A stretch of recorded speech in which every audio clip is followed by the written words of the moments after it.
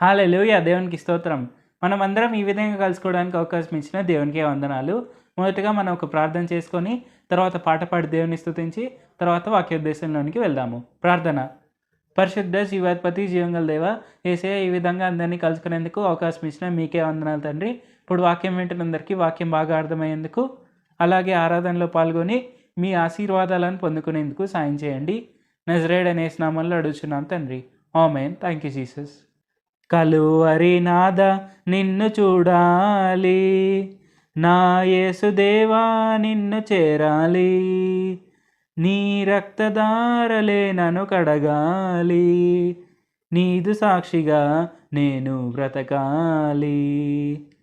కలువరి నాద నిన్ను చూడాలి, నా యేసుదేవా నిన్ను చేరాలి, నీ రక్తధారలే నన్ను కడగాలి, నీదు సాక్షిగా నేను బ్రతకాలి. హల్లెలూయ పాటలు ఆనంద గీతికలు, హల్లెలూయ పాటలు ఆనంద గీతికలు, నా జీవిత కాలమంతా గానమాలపించాలి, నా జీవిత కాలమంతా గానమాలపించాలి.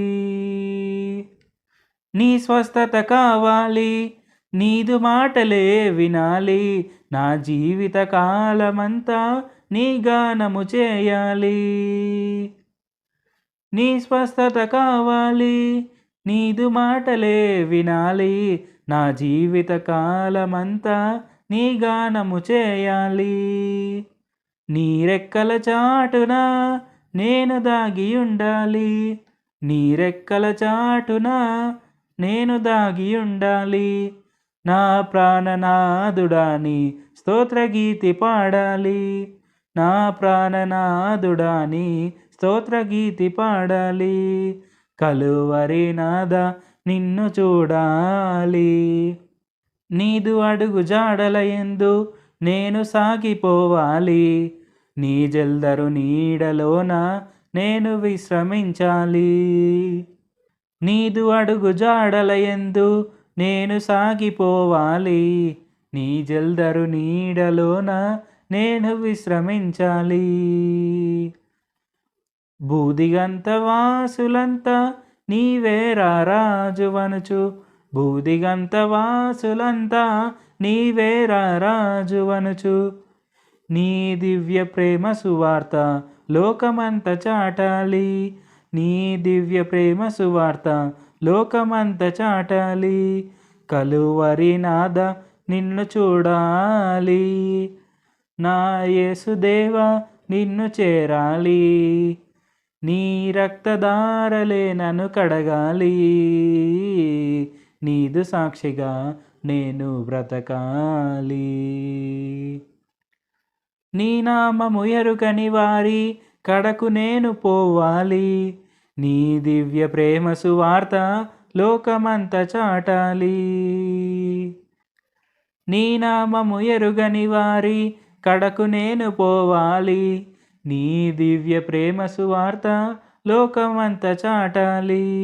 నీ సిలువ శాంతిలో, నీ కరుణ కాంతిలో, నీ సిలువ శాంతిలో, నీ కరుణ కాంతిలో, నా జీవిత కాలమంతా నేను సాగిపోవాలి, నా జీవిత కాలమంతా నేను సాగిపోవాలి.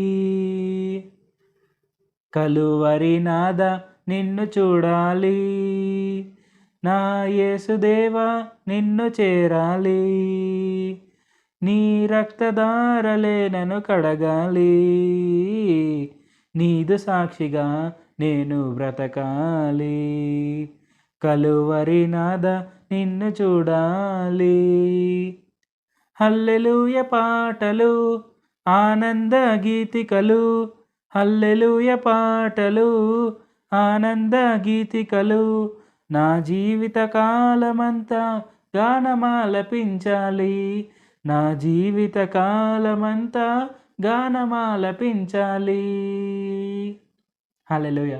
మనం దేవుడైన యేసు ప్రభువారి సన్నిధిలో ఎప్పుడు మనం ఉంటూ ఆయన నామంలోనే మనం గొప్ప గొప్ప కీర్తనలు ఆలపిస్తూ, గొప్ప గొప్ప ప్రార్థనలు చేస్తూ, గొప్ప గొప్ప అద్భుత కార్యాలు చేస్తూ మనం ఎల్లప్పుడూ దేవుడైన యేసుప్రభు వారి సన్నిధిలోనే ఉండాలి.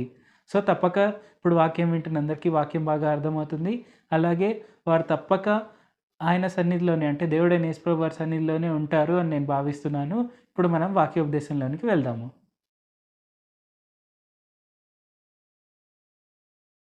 హల్లెలూయా! దేవునికి స్తోత్రం. మనమందరం ఈ విధంగా కలుసుకోవడానికి ఇంకొకసారి అవకాశం ఇచ్చిన యేసు ప్రభు వారికి వందనాలు. సో, మనం గత కొన్ని ఆదివారాలుగా మనం ఉపవాస ప్రార్థన గురించి తెలుసుకుంటూ వస్తున్నామనమాట. అంటే యేసు ప్రభు వారికి ఇష్టమైనటువంటి ఉపవాసం ఏంటి? అండ్ మనం ఉపవాస ప్రార్థన ఎలాగ చేయాలి? అండ్ ఉపవాస ప్రార్థన ద్వారా మనం ఎలాగ ఆశీర్వదింపబడతాము? లేకుంటే ఏదైనా తీర్పు గనుక ఉంటే ఆ తీర్పును మనం ఎలాగ అంటే మనకు వ్యతిరేకంగా ఏదైనా తీర్పు ఒకవేళ యేసు ప్రభు వారి నుండి వస్తే అది ఎలాగ మనం ఆ తీర్పు పొందకుండా మనం ఎలాగ నినివే పట్టణస్థుల వలె మనం గనుక ఉపవాసం ఉండి పశ్చాత్తాపపడితే ఆయన ఎలాగ ఆ తీర్పు అటువంటి బాధ మనకు రాకుండా చూస్తారు. సో, ఇలాంటివన్నీ మనం గత 4 ఆదివారాలుగా మనం తెలుసుకున్నాం అనమాట. సో, ఈరోజు గనుక చూసుకున్నట్లయితే ఏంటి మనము 40 అనే సంఖ్య గురించి తెలుసుకుందాం. సో, అంటే యాక్చువల్‌గా చూసుకున్నట్లయితే ఏంటి సంఖ్యల్లో ఏం లేదు. అంటే 1, 2, 10, 5 సో, ఇలాగ మనం ఖచ్చితంగా సంఖ్యలు ఫాలో అవ్వాలి అనేది ఏం లేదు. బట్ మనం గనుక చూసుకున్నట్లయితే ఏంటి ఈ లెంట్ డేస్‌లో మనమందరం కూడా 40 రోజులు ఉపవాస ప్రార్థన చేస్తున్నాం అనమాట. సో, మనం 40 గురించి తెలుసుకుందాం. సో, మనం పరిశుద్ధ గ్రంథంలో కూడా చూసుకున్నట్లయితే ఏంటంటే మనకు కొన్ని సంఘటనలు ఉంటాయన్నమాట. అంటే 40 రోజులు సో, ఈ 40 రోజులు యేసు ప్రభు వారు ఇలాగ ఉపవాసం ఉన్నారని, లేకుంటే మనం గత వారంలో తెలుసుకున్న విధంగా నినివే పట్టణస్థులు 40 రోజులు ఉపవాస ప్రార్థన చేశారు. అండ్ మనం గనుక నిర్గమకాండంలో చూసుకున్నట్లయితే ఏంటి మోషే సీనాయి కొండపైన 40 రోజులు ఉపవాసం అంటే ఆకలి దప్పులతో అంటే నీళ్లు తాగకుండా అలాగే ఎటువంటి ఆహారం పుచ్చుకొనకుండా ఆయన 40 రోజులు ఉన్నప్పుడు వారికి ఎలాగ 10 ఆజ్ఞలు అలాగే ధర్మశాస్త్రం ఇవన్నీ దేవుడైన యెహోవా వారు ఇచ్చారు. సో, ఇలాగ మనం పరిశుద్ధ గ్రంథంలో చూసుకున్నట్లయితే ఏంటంటే కొంచెం ఏమంటారు మనకు 40 గురించి తెలుస్తుందన్నమాట. సో, యేసు ప్రభు వారు 40 రోజులను ఒక్కొక్కసారి తీర్పు ఇవ్వడానికి కావచ్చు, ఒక్కొక్కసారి వారిని ఆశీర్వదించడానికి కావచ్చు, ఒక్కొక్కసారి వారిని హెచ్చించడానికి కావచ్చు, ఇలాగా ఆయన 40 రోజులను వాడుకున్నారనమాట. సో, ఆ విధంగా ఏంటి మనం కూడా ఈ 40 రోజులు ఉపవాస ప్రార్థన ఉంటున్నాం కాబట్టి 40 అనే సంఖ్యతో ఉన్న వచనాలు మనం ఎన్ని వీలైతే అన్ని ఈరోజు మనం తెలుసుకుందాము. కోర్స్ మనం ఈ నెంబర్ పాటిస్తేనే మనకు జరుగుతుందని కాదు. బట్ ఈ నెంబర్ వల్ల కొన్ని జరిగాయి. అంటే ఈ నెంబర్ డేస్‌లో కొన్ని జరిగాయి. సో, అది ఈరోజు మనం తెలుసుకుందాం. సో, మనం మొట్టమొదటిగా లూకా సువార్త 4వ అధ్యాయం మొదటి 2 వచనాలు గనుక చదువుకున్నట్లయితే యేసు పరిశుద్ధాత్మ పూర్ణుడై యొర్దాను నది నుండి తిరిగి వచ్చి 40 దినములు ఆత్మచేత అరణ్యంలో నడిపింపబడి అపవాది చేత శోధింపబడుచుండెను. ఆ దినములలో ఆయన ఏమీయూ తినలేదు. సో, ఇక్కడ గనుక చూసుకున్నట్లయితే ఏంటి యేసు ప్రభు వారు పరిశుద్ధాత్మ చేత కొనిపోబడి ఆయన అరణ్యంలో ఆయన 40 దినములు అంటే ఏమీ తాగకుండా ఏమీ తినకుండా ఆయన 40 దినాలు ఉపవాసం అనేది ఉన్నారనమాట. సో, ఉపవాసం ఉండి ఆయన ఆత్మలో ఎదుగుతున్నారు. సో, మనము ఆయన అరణ్యంలోనికి వచ్చి ఉపవాసం ఉండే ముందు వరకు ఏంటి కోర్స్ ఆయనకు జ్ఞానం ఉంది, ఆయనకు ధర్మశాస్త్రం అంతా తెలుసు, ప్రవచనాలు తెలుసు, ప్రవక్తలు రాసిన ప్రతి ఒక్క దానికి అర్థం తెలుసు. అయితే ఇక్కడ గనుక చూసుకున్నట్లయితే ఏంటంటే ఆయన ఇంకా మినిస్ట్రీ స్టార్ట్ చేయలేదన్నమాట. అంటే పరలోక రాజ్యం సమీపించి ఉన్నది కనుక మారు మనసు పొందుడి అని అందరికీ సువార్తను ప్రకటించడం ఆయన ఇంకా ఆరంభించలేదన్నమాట. సో, అయితే ఇక్కడ ఏంటి ఈ 40 రోజులు ఎప్పుడైతే ఆయన ఉపవాసం ఉండి ప్రార్థన చేసి దేవునిలో ఎదిగాడో అండ్ అపవాది పెట్టిన ప్రతి ఒక్క శోధనలో ఆయన పడకుండా ఎలాగ జయించాడో అంటే ఆ శోధనలో అసలు పడకుండా ఎలాగ అపవాదికి జవాబు ఇచ్చాడో సో, ఆయన చూసుకున్నట్లయితే ఏంటి ఈ 40 రోజుల్లో ఆయన శోధనలన్నీ జయించారు అండ్ ఆయన ఆత్మలో ఎదిగారు. అండ్ ఇవన్నీ చేసిన తర్వాత ఏంటి ఆయన సువార్తను ప్రకటించడం ప్రారంభించారనమాట. సో, మనము 13, 14, 15 వచనాలు ఇదే అధ్యాయంలో చూసుకున్నట్లయితే ఏంటి అపవాది ప్రతి శోధనను ముగించి కొంతకాలము ఆయనను విడిచిపోయాను. అప్పుడు యేసు ఆత్మబలంతో గలిలయకు తిరిగి వెళ్ళెను. ఆయనను గూర్చిన సమాచారము ఆ ప్రదేశం అంతటా వ్యాపించెను. ఆయన అందరి చేత ఘనత నొంది వారి సమాజ మందిరములలో బోధించుచూ వచ్చెను. సో, ఇక్కడ చూసుకున్నట్లయితే ఏంటి ఆయన 40 రోజులు ఎప్పుడైతే ఉపవాస ప్రార్థనను ముగించారో అండ్ కోర్స్ అపవాది అన్ని రకాలుగా ఆయనను శోధించి ఆయన జయించడం వలన అపవాది విడిచి వెళ్ళిపోయాడు. అండ్ ఆ తర్వాత ఏంటి, ఆయన ఉపవాసం ఉండగానే ఆయనను గూర్చిన సమాచారము ఆ ప్రదేశం అందంతటా వ్యాపించింది. సో మనం చూసుకున్నట్లయితే ఏంటి, మనం కూడా మనం ఆ తర్వాత కూడా చూసుకున్నట్లయితే ఆయన సమాజ మందిరములలో బోధించడం మొదలుపెట్టారనమాట. సో ఆ రకంగా మన జీవితాల్లో కూడా మనము 40 రోజులు ఉపవాస ప్రార్థన చేసినప్పుడు, సో ఈ లెంట్ డేస్ గనుక మనం ప్రార్థన చేసినట్లయితే మనం ఇలాగ కూడా దేవుని ప్రార్థించొచ్చు. దేవా, నా పట్ల మీ చిత్తం ఏదైతే ఉందో అది నెరవేరడం ఇప్పుడే మొదలవ్వాలి. అంటే నేను మీ కొరకే నేను సేవకు అర్పించుకోవాలా, లేకుంటే నేను ఈ పలానా ఉద్యోగం చేయాలా, లేకుంటే నేను ఈ పలానా బిజినెస్ చేయాలా, లేకుంటే నేను ఈ విధంగా ఇలాగ ఈ పని చేయాలా, ఆ పని చేయాలా. సో ఇలాగ మనం దేవుని అడిగినట్లయితే ఏంటంటే మన పట్ల ఆయనకు ఎటువంటి చిత్తం అయితే ఉందో అది ఖచ్చితంగా అది మనం చేయడం మొదలు పెడతాం అన్నమాట. సో ఇక్కడ ఏంటి, యేసుప్రభు వారు అరణ్యంలో ఆత్మచేత కొనిపోబడి ఉపవాసం ఉండి ప్రార్థన చేసి ఎలాగైతే శోధనలన్నిటినీ జయించి ఆయన ఒక్కసారిగా సువార్త ప్రకటించడం ఆరంభించారు. అండ్ ఆయనను గూర్చిన సమాచారం కూడా అన్ని చోట్లకు వ్యాపించింది అనమాట. సో ఆ విధంగా ఏంటి, ఆయన పని మనల్ని ఏదైతే చేయమంటారో అది కనుక మనం చేయాలంటే, ఆ శక్తి సామర్థ్యాలు మనం కలిగి ఉండాలంటే మనం ఉపవాస ప్రార్థన అనేది 40 రోజులు చేసి ఆ విధంగా మనం ముందుకు సాగవచ్చు. అండ్ మనం దీని గురించే మార్కు సువార్తలో కూడా చూసుకున్నట్లయితే ఏంటి, మార్కు సువార్త మనము మొదటి అధ్యాయం 12-13 వచనాలు కనుక చదువుకున్నట్లయితే, వెంటనే పరిశుద్ధాత్మ ఆయనను అరణ్యంలోనికి తీసుకొని పోయాను. ఆయన సాతాను చేత శోధింపబడుచు అరణ్యంలో 40 దినములు అడవి మృగములతో కూడా నుండెను, మరియు దేవదూతలు ఆయనకు పరిచర్య చేయుచుండిరి. సో ఇక్కడ ఈ వచనాల్లో చూసుకున్నట్లయితే ఏంటి, ఆయన అరణ్యంలో ఉన్నప్పుడు ఆయన ఒక్కడే కాదనమాట. సో ఆ అడవి మృగాలు కూడా ఉన్నాయి. సో ఒక రకంగా చూసుకున్నట్లయితే ఏంటి, ఆయనకు అడవి మృగముల పైన కూడా అధికారం కలిగి ఉంది. సో ఈ 40 దినంలో ఏంటి, అడవి మృగంలో ఆయనకు ఎటువంటి హాని కలుగజేయలేదు. అండ్ దేవదూతలు వచ్చి ఆయనకు పరిచర్య చేస్తున్నాయి అనమాట. సో ఒక రకంగా చూసుకున్నట్లయితే ఏంటి, ఆయన భూమిపైన ఎక్కడైనా కూడా వెళ్ళవచ్చు అనమాట. అంటే దీని వలన ఆపద కలుగుతుందేమో, లేకుంటే దీని వలన ఆపద కలుగుతుందేమో. సో ఇలాంటివి ఏవి లేవన్నమాట. ఇక్కడ యేసుప్రభు వారు కనుక చూసుకున్నట్లయితే ఏంటి, ఈవెన్ అడవి మృగములు కూడా ఆయన ఏం చేయలేదు. సో ఆ విధంగా ఏంటి, మనం ఫోకస్డ్గా ప్రార్థన చేసి మనం దేవుని నుండి కనుక మనం ఆ శక్తి సామర్థ్యాలు పొందుకోవడానికి మనం ప్రయత్నించినట్లయితే ఏంటంటే, ఖచ్చితంగా మనకు ఏ మనుషులు కావచ్చు, లేకుంటే జంతువులు కావచ్చు, అడవి మృగములు కావచ్చు, సో ఏ హాని కలగకుండా కూడా చేయకుండా మనకు ఆయన చూసుకోగలుగుతారు. సో మనం ఆ విధంగా ఏంటి 40 రోజులు ఫోకస్డ్గా ఉపవాస ప్రార్థన మనం పర్టికులర్ ఇష్యూ పైన అండ్ ఎస్పెషల్లీ ఆయన చిత్తాన్ని నెరవేర్చడం కొరకే ప్రార్థించినట్లయితే ఏంటంటే మనకు ఎటువంటి అడ్డంకి లేకుండా ప్రతి ఒక్క ద్వారాన్ని ఆయన మన కొరకే తెరుస్తారు. అండ్ మనం రెండవదిగా చూసుకున్నట్లయితే మొదటి రాజుల గ్రంథం 19వ అధ్యాయం 7-8 వచనాలు కనుక చదువుకున్నట్లయితే, అయితే యెహోవా దూత రెండవ మారు వచ్చి అతన్ని ముట్టి, నీ శక్తికి మించిన ప్రయాణము నీకు సిద్ధమై ఉన్నది, నీవు లేచి భోజనం చేయమని చెప్పినప్పుడు అతడు లేచి భోజనం చేసి ఆ భోజనపు బలం చేత 40 రాత్రింబగళ్ళు ప్రయాణం చేసి దేవుని పర్వతమని పేరు పెట్టబడిన హోరేబునకు వచ్చి. సో ఇక్కడ ఈ 2 వచనాలు కనుక చూసుకున్నట్లయితే ఏంటి, దేవుడైన యెహోవా వారు ప్రవక్త అయినటువంటి ఏలియాకు ఒక పెద్ద పనిని అప్పచెప్పాలనుకున్నారనమాట. సో ఒక పెద్ద పని అప్పచెప్పాలనుకున్నప్పుడు సో ఏలియాకు ప్రత్యక్షమై, సో నీకు శక్తికి మించిన పని వచ్చింది కాబట్టి నువ్వు భుజించమని, ఆహారాన్ని భుజించమన్నప్పుడు ప్రవక్త అయిన ఏలియా ఆయన ఆహారాన్ని భుజించి ఆయన 40 రాత్రింబగళ్ళు ప్రయాణం చేశారనమాట. సో ఇక్కడ చూసుకున్నట్లయితే ఏంటి, దేవుడైన యెహోవా వారు ఇచ్చిన ఆహారం వలన ఆయన 40 రాత్రింబగళ్ళు అంటే 40 రోజులు ఆయన ఎటువంటి ఇబ్బంది లేకుండా ఆయన ప్రయాణం చేయగలిగారు అనమాట. సో ఆ రకంగా చూసుకున్నట్లయితే ఏంటి, ఇక్కడ 40 days ఈ 40 రోజులు కనుక చూసుకున్నట్లయితే ఆయన ప్రయాణం చేస్తున్నారు. అండ్ అఫ్ కోర్స్ ఆ ప్రయాణంలో ఆయనను సిద్ధపరుస్తున్నారు అనమాట దేవుడు. సో ఓకే, ఈ పని చేయాలి, ఆ పని కొరకే సిద్ధపడుతూ వెళ్తున్నారు అనమాట. సో మనం ఈవెన్ యేసుప్రభు వారు ఇందాక మనం చూసుకున్నప్పుడు కూడా ఆయన 40 రోజులు దేవుని చిత్తం, ఆయన పట్ల ఉన్న దేవుని చిత్తం అంటే సువార్తను ప్రకటించాలి, అందరి కొరకే శిలువ పైన మరణించాలి అనేది అక్కడ ఆరంభమైందనమాట. సో ఇక్కడ కూడా ఏంటి, 40 రోజుల తర్వాత ఆ పని జరిగించారు.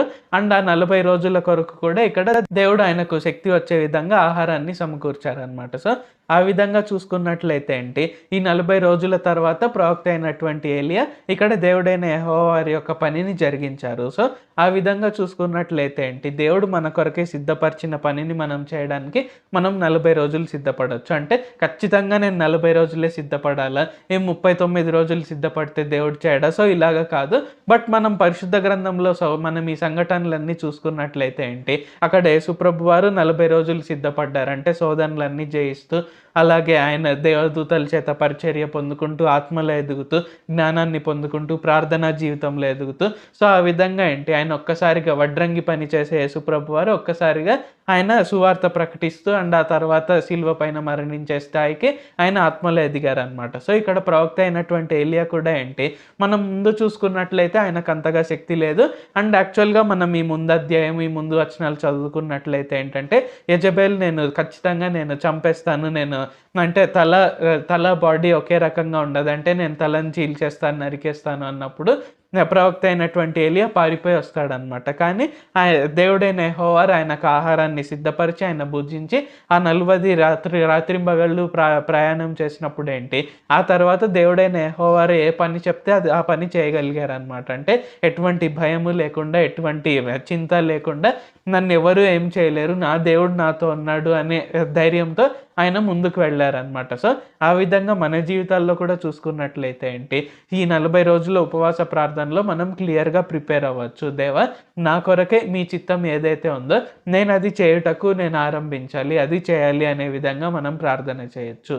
మనం ఆ తర్వాత మూడవదిగా అపోస్తలుల కార్యములు 1వ అధ్యాయం 3వ వచనం కనుక చదువుకున్నట్లయితే, ఆయన శ్రమపడిన తరువాత 40 దినముల వరకు వారి కగపడుచు దేవుని రాజ్య విషయములను గూర్చి బోధించుచు అనేక ప్రమాణములను లేక రుజువులను చూపి వారికి తన్ను తాను సజీవునిగా కనపరుచుకొనెను.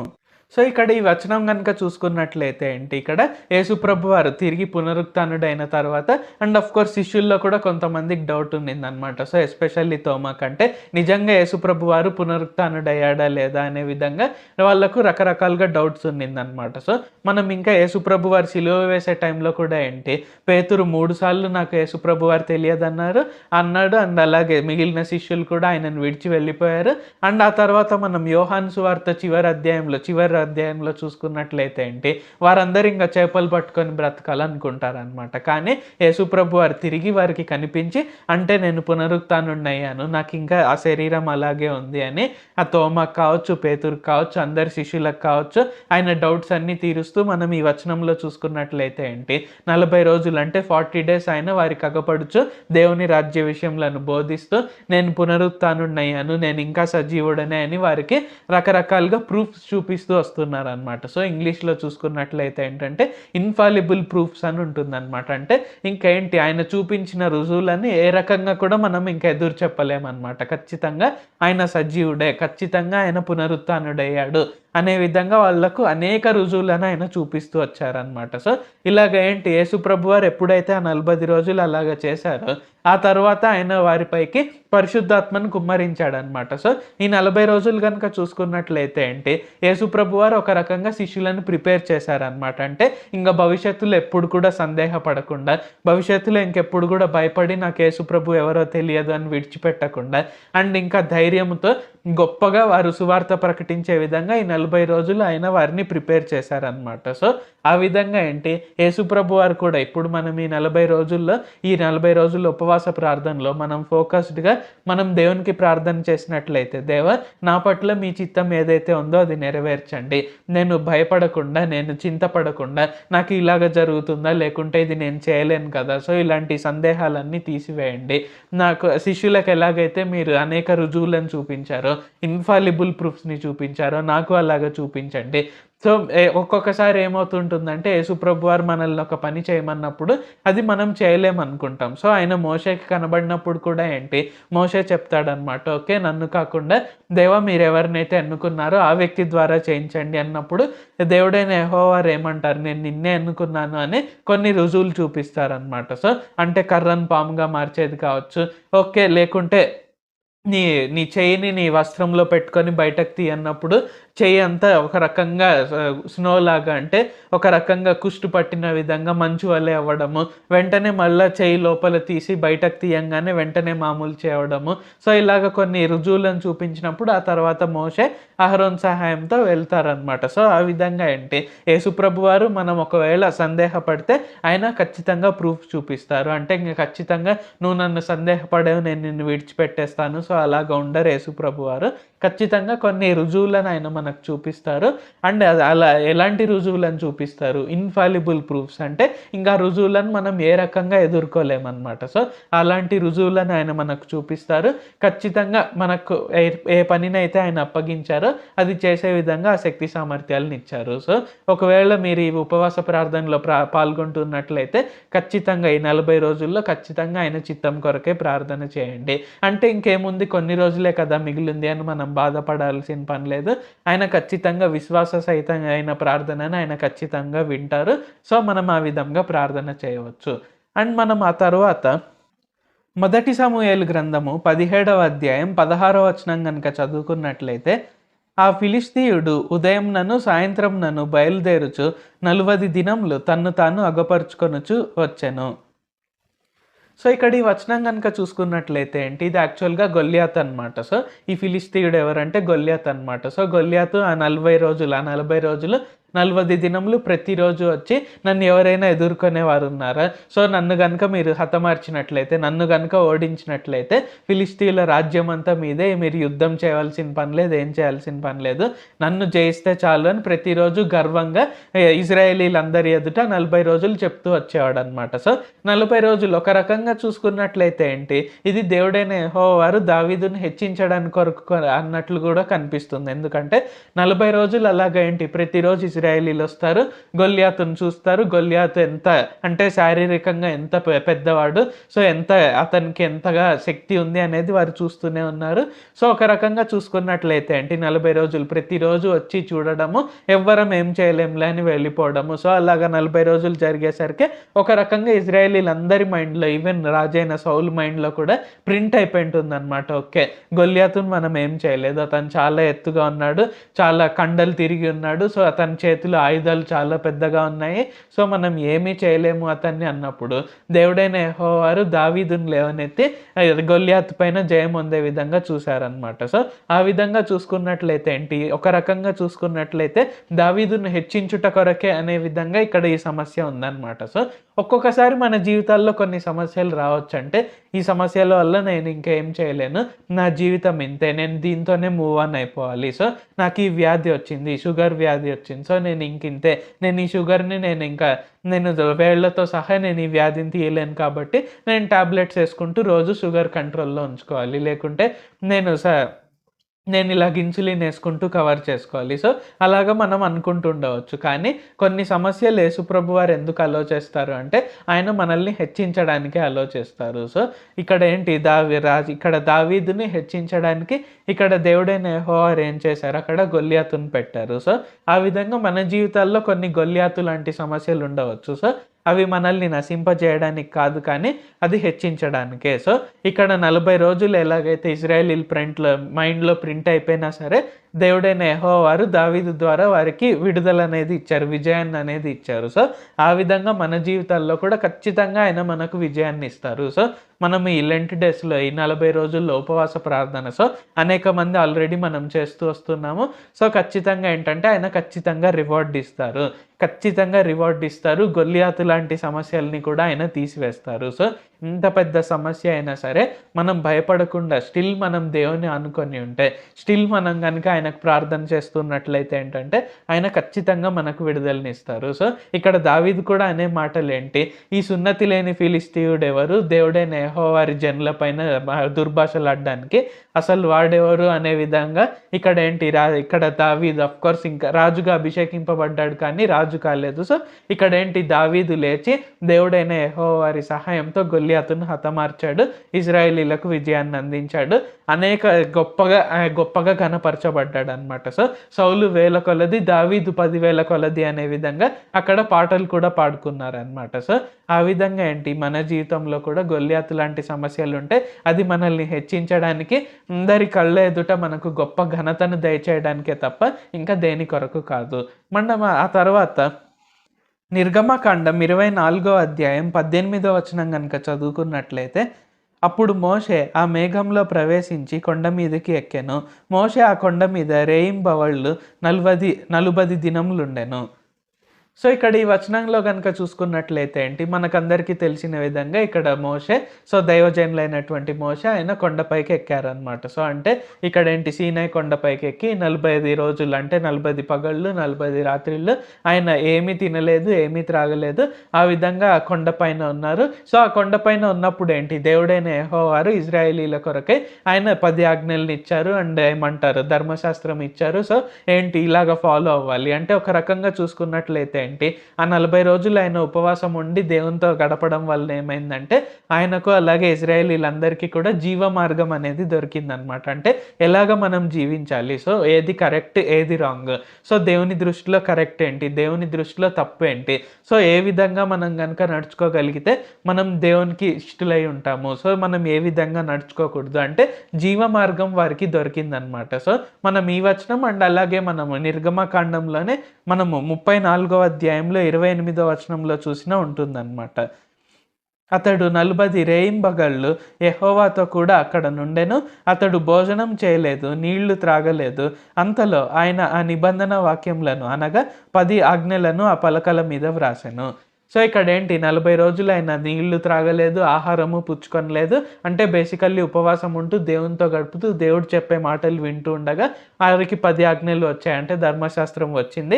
వారు ఎలాగ ఉండాలి ఎలాగ ఉండకూడదు అనే జీవ మార్గం దొరికింది. సో మనలో కూడా ఏంటంటే కొంతమంది కన్ఫ్యూజన్ ఉండవచ్చు, అంటే అసలు దేవుని చిత్తం ఏంటి, నేను ఏ మార్గంలో నడవాలి, నేను నడుస్తున్న మార్గం రైటా రాంగా అనే విధంగా మనకు కొన్ని డౌట్స్ ఉండవచ్చు. సో మనం కనుక ఈ 40 రోజులు ఉపవాస ప్రార్థన ఉంటూ మనం దేవునితో సమయం గడపగలిగినట్లయితే ఏంటంటే ఆయన ఖచ్చితంగా మనకు బయలుపరుస్తారంట అనమాట. ఏంటంటే నువ్వు నడుస్తున్న మార్గం కరెక్టే, లేదు ఒకవేళ తప్పైతే నువ్వు నడుస్తున్న మార్గం తప్పు, సో నువ్వు ఇలాగ కాదు, నీలో ఈ కొన్ని నువ్వు మార్చుకోవాలి, అంటే నువ్వు కోపం అనేది తీసివేసుకోవాలి, లేకుంటే నువ్వు ఇతరులను దుర్భాషలాడుతున్నావు, లేకుంటే నువ్వు దేవుని ఆజ్ఞల ప్రకారంగా ఆలోచించట్లేదు, సో ఇది చేయడమే నువ్వు కరెక్ట్ అనుకుంటుంటావు, నీవు తల్లిదండ్రులకు విధేయుడుగా లేవు, లేకుంటే నువ్వు చేస్తున్న పనిని నువ్వు సక్రమంగా జరిగించట్లేదు, అంటే నువ్వు నీ పై అధికారులను తిట్టుకుంటూ లేకుంటే ఇతరులను దూషిస్తూ ఆ విధంగా ఉంటున్నావు. సో అలాగా ఏదైనా మనలో కనుక మార్చుకోవాల్సినవి ఉంటే యేసుప్రభు వారు బయలుపరిచి అది ఖచ్చితంగా మనం మార్చుకునే శక్తి సామర్థ్యాలని ఆయన మనకు ఇస్తారు. సో మనం ఇంతవరకు చూసుకున్న వచనాల్లో చూసుకున్నట్లయితే అంటే మనం 40 రోజులు ఉపవాస ప్రార్థన చేయగలిగినట్లయితే మన పట్ల ఆయన చిత్తం ఏదైతే ఉందో అది మనం తెలుసుకొని అది మనం పాటించవచ్చు, లేకుంటే మనము మన సమస్యల నుండి మనం బయటపడి మనం విడుదల పొంది విజయాన్ని పొంది మనం కనుక హెచ్చించవచ్చు, మనకు జీవ మార్గాన్ని ఆయన మనకు దయచేస్తారు. అండ్ ఇలాగ చూసుకున్నట్లయితే అంటే అఫ్కోర్స్ ఇంకా మనకు కొన్ని వచనాలు ఉన్నాయి.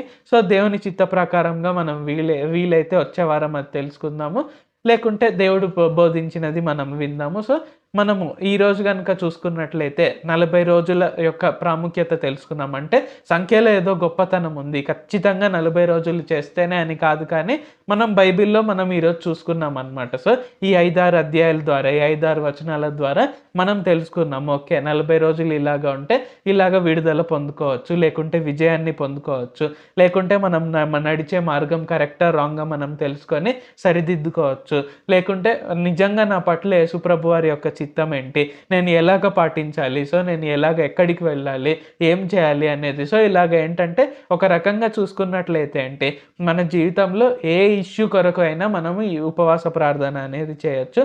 సో 40 రోజులు ఉపవాస ప్రార్థన చేయడం వల్ల ఏంటంటే మనకు ఒక రకంగా ఫోకస్ అనేది ఉంటుంది, ప్రింట్ అయి ఉంటుంది, అండ్ ఒక రకంగా మన ఆశను మనం బయలుపరుస్తున్నట్లు.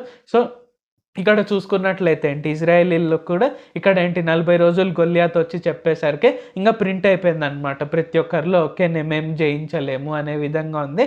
ఆ స్థితిలో కూడా ఇక్కడ దేవుడైన యెహోవా వారు దావీదు ద్వారా వారికి విజయాన్ని దయచేశారు. సో ఇక్కడ చూసుకున్నట్లయితే ఈరోజు మనం 40 రోజుల వలన మనకేంటి ఉపయోగము అనేది తెలుసుకున్నాము. సో దేవుని చిత్తానుసారంగా వచ్చే వారం కూడా మనము ఇంకొన్ని వచనాలు మనం తెలుసుకుందాము, ప్రార్థించుకుందాం. ప్రభువా, దేవా, సర్వాధికారి, మాకు ఇంకొకసారి ప్రార్థించుకునేందుకు అవకాశం ఇచ్చినందుకు వందనాలు తండ్రి. మీరు మా కొరకే చేసిన ప్రతి ఒక్క మేలుని బట్టి మీకు వందనాలు, స్తుతులు, స్తోత్రాలు తండ్రి. మేము ఉపవాస ప్రార్థన గురించి అనేక విషయాలు మేము ధ్యానిస్తూ ఉండగా ఈరోజు మాకు 40 అనే సంఖ్య యొక్క ప్రాముఖ్యతను తెలిపారు తండ్రి. అంటే సంఖ్యలో ఏదో గొప్పతనం ఉందని కాదు, కానీ మీరు పరిశుద్ధ గ్రంథంలో బైబిల్లో మాకు 40 రోజుల ద్వారా మీరు ఏమేమి జరిగించారు అనేది మాకు బోధించారు తండ్రి. యేసయ్య, మీరు మొదటగా మీరు మనుష్య రూపంలో ఉన్నప్పుడు, ఈ మానవుని రూపంలో శారీరకంగా ఉన్నప్పుడు 40 రోజులు మీరు అరణ్యంలో కొనపడి అడవి మృగములతో కూడా, అంటే అడవి మృగాల చేత ఏ హాని పొందకుండా మీరు దేవదూతల ద్వారా పరిచర్య పొందుకొని అపవాది పెట్టిన శోధనలన్నిటినీ మీరు జయించి, మీరు ఎలాగ వడ్రంగి పని చేసే వ్యక్తి నుండి మీరు ఎలాగ బోధించే వ్యక్తికి, సువార్తను బోధించే వ్యక్తిగా, ఎలాగ మీరు అద్భుతాలు చేసే వ్యక్తిగా, ఆ తర్వాత శిలువ మరణం పొందే విధంగా మీరు ఎలాగైతే ట్రాన్స్ఫార్మ్ అయ్యారో, అంటే మీరు దేవుని చిత్తంలోనికి ఎలాగైతే నడిపింపబడ్డారో మేము కూడా ఆ విధంగా ఈ 40 రోజులు ఉపవాసం ఉండి ప్రార్థన చేస్తుండగా మా పట్ల మీ చిత్తం ఏదైతే ఉందో అది నెరవేరుటకు ఇప్పుడే మొదలవ్వాలి తండ్రి. ఆ విధంగా ప్రతి ఒక్కరిలో మీ చిత్తాన్ని నెరవేర్చండి. ప్రతి ఒక్కరికి మీరు ఎటువంటి గమ్యాన్ని అయితే ఉంచారో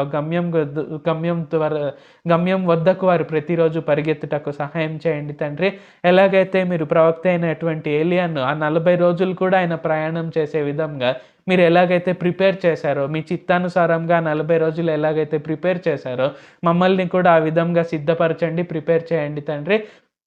అండ్ మేము ఆ విధంగా నెరవేర్చుటకు మీ చిత్తాన్ని సహాయం చేయండి తండ్రి.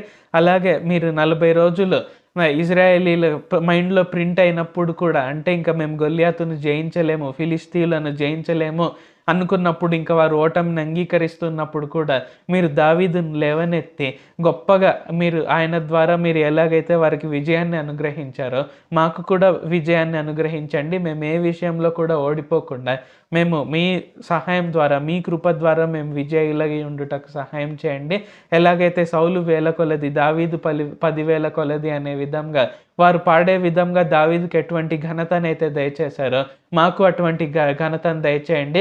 అందరి కళ్ళ ఎదుట మేము మీ కొరకే గొప్ప సాక్షులుగా నిలవబడుటకు సహాయం చేయండి. మాకు వచ్చిన ఘనత ద్వారా మేము గర్వం రాకుండా మిమ్మల్ని ఘనపరిచేందుకు దావీదు ఎలాగైతే మీ హృదయానుసారుడు అనిపించుకునే విధంగా జీవించాడో మేము అటువంటి జీవితాన్ని జీవించుటకు సహాయం చేయండి తండ్రి. అండ్ అలాగే మీరు ఎలాగైతే మోషే, దైవజనుడు అయినటువంటి మోషే 40 రోజులు, అంటే 40 రాత్రిళ్ళు 40 పగళ్ళు ఎలాగైతే ఆయన ఉపవాసం ఉండి మీ నుంచి విన్నాడో 10 ఆజ్ఞల్ని, అలాగే ధర్మశాస్త్రాన్ని పొందుకొని, అంటే ఒక రకంగా జీవ మార్గాన్ని ఎలాగైతే పొందుకున్నాడో మేము అలాగ పొందుకొనుటకు సహాయం చేయండి. మేము చేస్తున్నవి తప్ప లేకుంటే మేము చేస్తున్నవి కరెక్టా అనేవి మేము తెలుసుకొని, తప్పులు ఉన్నట్లయితే మేము సరిదిద్దుకొని ముందుకు సాగుటకు సహాయం చేయండి. నజరేయుడైన సర్వశక్తిగల యేసుక్రీస్తు నామంలో ప్రార్థిస్తున్నాం తండ్రి. ఆమేన్. Thank you Jesus. సో దేవుడు మనల్ని అందరినీ ఆశీర్వదించును గాక. ఇప్పుడు మనం ఒక కీర్తన ద్వారా దేవుని ఆరాధించుకొని స్తుతించుకొని ఈ కూడికను మనం ముగించుకుందాం. హల్లెలూయా. ఇప్పుడు మీరు విన్న వాక్యం మీకు అర్థమైందని భావిస్తున్నాను. ఇప్పుడు మనం ఒక పాట పాడుకొని దేవుని స్తుతించి కూడికను ముగించుకుందాం. యేసుని యందలి ఆనందమే మాకు బలము, యేసుని యందలి విశ్వాసమే మాకు జయము, యేసుని యందలి ఆనందమే మాకు బలము, యేసుని యందలి విశ్వాసమే మాకు జయము. పరిస్థితుల వైపు చూడము మేము, మా ప్రభుని వైపే చూస్తున్నాము. పరిస్థితుల వైపు చూడము మేము, మా ప్రభుని వైపే చూస్తున్నాము. ఈ తుఫానుకు ఎంతెంతో పైన కూర్చొని ఉన్నామే మేం పరలోకాన, ఫలితమేమెప్పుడో చూచాం కదన్న అత్యధిక విజయమన్నా. మధ్యలో ఏమైతే మాకెందుకన్నా, చివరికి గెలిచేది మనమే కదంట. ఎంతటి శ్రమ అయినా దాన్నెంతో మించిన అత్యధిక మహిమాట. యేసుని యందలి ఆనందమే మాకు బలము, యేసుని అందలి విశ్వాసమే మాకు జయము. ఎంతో ఎత్తైన కొండే అడ్డుందా, భయమొద్దు అది ఉంది నీ మహిమకై. ఎంతో ఎత్తైన కొండే అడ్డుందా, భయమొద్దు అది ఉంది నీ మహిమకై. నాకే ఎందుకిలా అవుతుందనుకోకు, ప్రభు అనుమతిచ్చాడు నీ గొప్పకై. నాకే ఎందుకిలా అవుతుందనుకోకు, ప్రభు అనుమతిచ్చాడు నీ గొప్పకై. దావీదు మహిమకై గొల్యాతు వచ్చెనే, దావీదు మహిమకై గొల్యాతు వచ్చెనే. అందరను జడిసినను దైవాత్మ ప్రేరణతో దావీదు యుద్ధంలో వెలుగొందేనే. శత్రు గొల్యాతును పడగొట్టేనే, ప్రభువు దావీదుకి ఘనతిచ్చేనే. దావీదు 10,000 మందిని అంటూ జనుల చేత గానాలే చేయించేనే. దావీదు 10,000 మందిని అంటూ జనుల చేత గానాలే చేయించేనే. దావీదుకి తోడుండి గణపరచిన దేవుడు నిన్ను హెచ్చించలేడా. యేసుని అందలి ఆనందమే మాకు బలము, యేసుని అందలి విశ్వాసమే మాకు జయము. యేసుని అందలి ఆనందమే మాకు బలము, యేసుని అందలి విశ్వాసమే మాకు జయము. సో మనం చూసుకుంటే దేవుడైన యేసుప్రభువు వారు ఇక్కడ మనకి ఏమని చెప్తున్నారు, ఆయన యందు మనం కలిగి ఉండే ఆనందమే మనకు బలము. మనము ప్రార్థన చేసి మనం దేవుడైన యేసుప్రభువు వారిని ఏం అడిగినాను అది మనకు చాలా బెనిఫిట్గానే ఉంటుంది. ఎందుకంటే దేవుడైన యేసుప్రభువు వారు మనతోనే ఉన్నారు కాబట్టి మనకు ఎటువంటి ఇబ్బంది ఉండదు. సో మనం చాలా ఎగ్జాంపుల్స్ చూసుకున్నాము. 40 రోజులు వాళ్ళు ఉపవాసం ఉండిన తర్వాత ఎలాగ వాళ్ళ ప్రాబ్లమ్స్ అన్నిటిపైన వాళ్ళు ఎంత గ్రాండ్ వేలో విజయం అవన్నీ పొందుకున్నారో అవన్నీ మనం ఇంతసేపు చూసుకున్నాము. అలాగే మనం పాటలో కూడా తెలుసుకున్నాము. దావీదు 10,000 మందిని అంటూ అని యుద్ధంలో ఉన్న సౌలు వీళ్ళందరికంటే కూడా గొప్పగా దావీదునే పొగిడారు. సో అలాగా మనం ఉపవాసం ఉండి ప్రార్థన చేయడం వల్ల మనకు ఎన్నో బెనిఫిట్స్ ఉన్నాయి. సో అది మనం గుర్తించి మనకు తప్పక అందరం ఉపవాసం ఉండి ప్రార్థిస్తారు అని నేను భావిస్తున్నాను. మనం నెక్స్ట్ టైం కలుసుకునే వరకు దేవుడు మనల్ని అందరినీ ఆశీర్వదించును గాక. God blesses all.